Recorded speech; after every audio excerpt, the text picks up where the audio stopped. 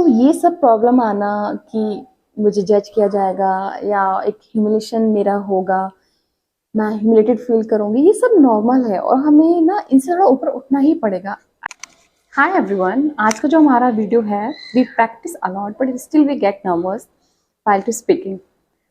तो ये प्रॉब्लम हम सभी के साथ होती है, मेरे साथ तो ये बहुत ज़्यादा हुई है। इवन जो भी इंग्लिश सीखने की अपनी जर्नी शुरू करते हैं उनके साथ ये प्रॉब्लम होती नहीं है। ऐसा मत सोचिएगा कि आप ही उस बोट में अकेले हैं कि जिन्होंने इंग्लिश सीखनी शुरू की है और बहुत प्रैक्टिस करने के बावजूद भी जब अपनी एक्चुअल सराउंडिंग में इंग्लिश बोलना शुरू करते हैं तो वो नर्वस हो जाते हैं। इवन ये मेरे साथ भी होता है। आज भी मैं जब प्रैक्टिस करना छोड़ देती हूँ तो मुझे ऐसा लगता है बहुत टाइम के बाद, क्योंकि हम सभी मोस्टली जो लोग मेरे व्यूअर्स हैं अभी वीडियोस देख रहे होंगे वो सभी प्रोबेबली यूपी से ही होंगे। मैं भी यूपी से ही हूँ, हिंदी स्पीकिंग स्टेट है हमारा, हमारी अपनी सराउंडिंग नहीं होती है जहाँ पर हम इंग्लिश बात कर सकें। हम लोग इंग्लिश कहाँ यूज़ करते हैं, जिससे हम फर्स्ट टाइम मीट कर रहे होते हैं वो हमसे आके इंग्लिश में बात कर लेगा। अब जो हमको लगने लगता है कि वो बंदा इंग्लिश में बात कर रहा है, हमारा अच्छा पार्टनर बन सकता है, तो जैसे हमारे उससे अच्छी फ्रेंडशिप होती है वो बंदा भी हिंदी में बात करने लगता है, राइट। तो वहाँ पे हमें पार्टनर मिलता ही नहीं इस तरीके से। दूसरा, अगर आप इंटरव्यू के लिए जा रहे हैं, हम मिडिल क्लास पीपल इंटरव्यू के लिए ही प्रिपेयर करते हैं इंग्लिश।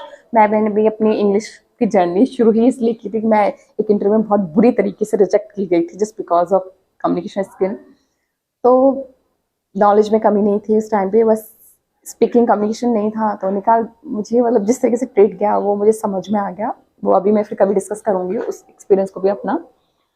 तो अब मैंने अपनी इंग्लिश सीखने की जर्नी शुरू की, मैं प्रैक्टिस करती हूँ। फिर जब मैं किसी से बात करती हूँ, अपने फ्रेंड सर्कल से बात करना शुरू करती हूँ, तो अगर मैंने अभी रिसेंटली नोटिस किया, मुझे रैंडमली, मैं प्रिपेयर नहीं थी, सडनली मेरे एक कलीग आए, उन्होंने बोला हाय संध्या हाउ यू। कुछ सेकंड के लिए मैं ब्लैंक सी हो गई, मुझे बोला हाय आई एम गुड। मैं उससे ये नहीं पूछ पाई हाउ अबाउट यू। फिर मुझे रियलाइज हुआ ये तो मैंने कितनी बार अकेले में बोला है, 100 टाइम बोला होगा hi I am good how about you. But जब एक्चुअल सराउंडिंग मेरे साथ ऐसा हुआ तो मैं नहीं बोल पाई।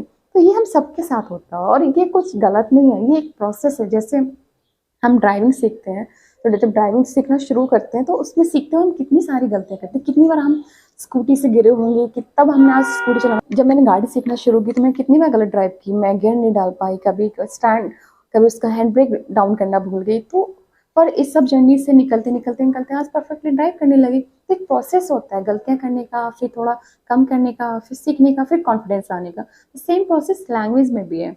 ऐसे हम इंग्लिश आज सीख रहे हैं तो हम गलतियां कर रहे हैं, तो अगर तो इंग्लिश प्रैक्टिस करने के बावजूद भी जब हम अपनी सराउंडिंग में बोलना शुरू करते हैं तो वहाँ हम नर्वस क्यों हो जाते हैं। वहाँ मैंने ये नोटिस किया है, जब हम इंग्लिश बोलना शुरू करते हैं तो सबसे पहला जो फियर हमारे माइंड में आता है टू बी जज्ड, कि हम जिस बंदे से बात कर रहे हैं वो हमें जज करेगा कि यार इंग्लिश में बात कर रहे हैं पर इसका एक्सेंट देखो, इसका सेंटेंस स्ट्रक्चर देखो, देखो बोल कैसे रही है, जरूरी क्या है ऐसे इंग्लिश बोलना, हिंदी में बात कर लो।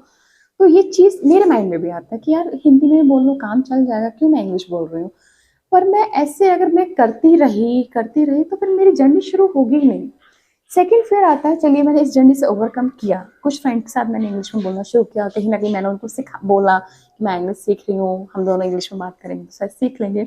मैंने उनको भी अपनी बोर्ड में बिठाया तो हमने उसमें कॉन्वर्सेशन करना शुरू किया। अब फिर से वही बात है कि नए लोगों से बात करना, अदर फ्रेंड से जिनको नहीं पता कि मैं इंग्लिश सीख रही हूँ, उनको बस ये दिखाना है कि मैं इंग्लिश बोलना अब जानती हूँ।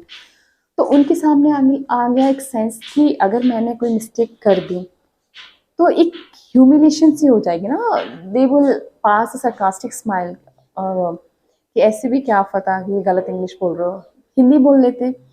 तो ये जो ह्यूमिलेशन का सेंस है ना, ये हमें कभी आगे नहीं बढ़ने देता और ये प्रॉब्लम सबके साथ होती है। मैं स्टेट बोर्ड से हूँ, आई मीन मैं हिंदी मीडियम की स्टूडेंट रही हूँ, पीजी तक मैं हिंदी मीडियम की रही हूँ मैं।